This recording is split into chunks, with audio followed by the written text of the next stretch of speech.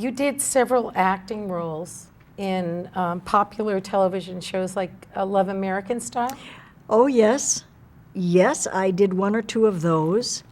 Each one was titled Love and such and such.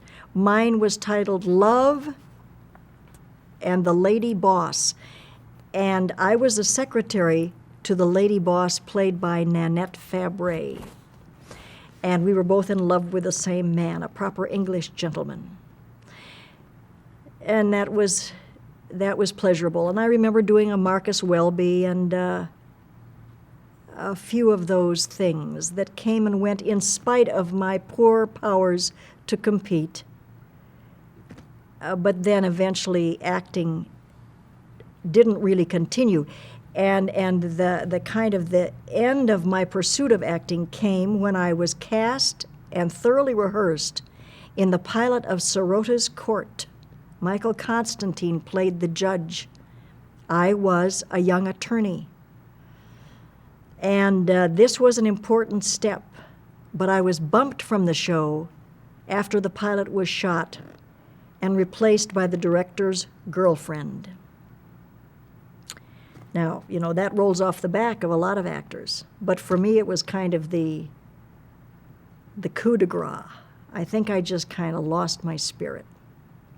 And I don't remember really going up after much subsequent to that, although it was also at that time that I began being rather busy as the corporate spokesperson for Lucky Food stores in the western United States.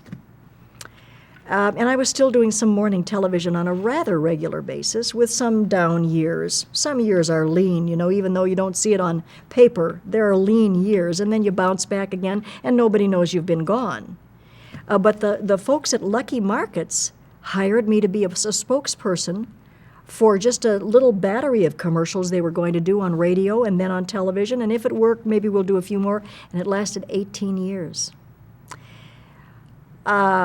I was busy enough so that I allowed myself to become a bit complacent, and I was also earning a nice little salary.